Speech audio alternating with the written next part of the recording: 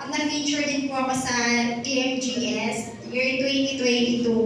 Siguro kung makikita niyo yung video ko compare sa ngayon, siguro hindi kayo makapaniwala.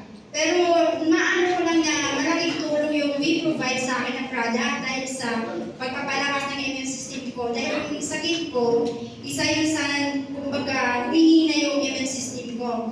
Kaya nag-take ako ng anti-immune at saka yung stable nila kasi sa panahong talaga ako, hindi ako makatulog. Yung stable na essential oil nila, yun yung isa yung nakakatulog ako ng ilang oras talaga kasi siguro yung ko lang natulog is mga isang oras, isang gabi yan. Sobrang payat ko, kaya yung isang nakakatulong doon yung makatulog ako ng maayos. At saka yung anti-immune, yun yung doon ko na lumakas yung mga immune system ko kasi yung tuhod ko, hindi ako nakapaglakad ng maayos. Pero after ilang taon, naano ko rin yung nang we provide na anti-immune. Hindi kasi pare-parehas yung katawan ng tao na pag isang inom mo, effect agad. Kaya at first sabi ko ang mahal.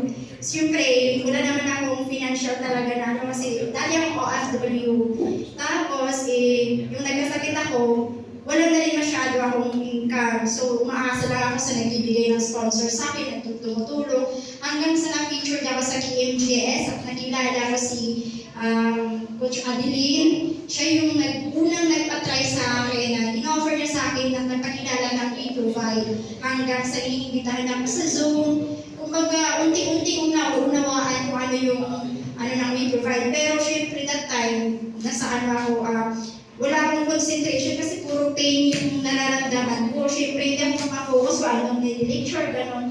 Kumbaga, first time kong makarinig talaga na dito personal kasi from Davao ako. So, kung user ako dati, so ngayon nainganyo ako na baka mag-focus na ako as yan na yung i-business, kumbaga. Kasi instead na mag-user lang tayo, kailangan din natin i-try talaga na pagkikitaan talaga ng income.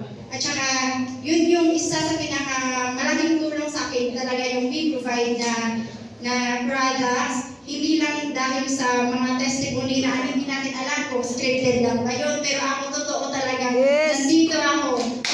Kung makikita nyo yung nakita nyo yung video ko talaga, hindi kayo makapaniwala. Ngayon nakatayo na ako, nakapunta ako from Davao to Manila. Kumbaga marami talaga yung improvement. Pero hindi lang sa product tayo maniwala, pati kumbaga maniwala tayo sa Panginoon. Yes. Na kumbaga, kasi siya yung unang-unang pasalan natin. Tapos, i-pray natin na yung products na yun, gawin niyang instrumento na, kumbaga, doon niya gawin ang instrumento na tayo gumaling sa ating mga kasakit, kung ano man yung nararamdaman natin. Kasi walang imposible kay Lord. Si Lord yung nagbibigay ang instrumento kung ano mga gamot para sa atin. Yun lamang po.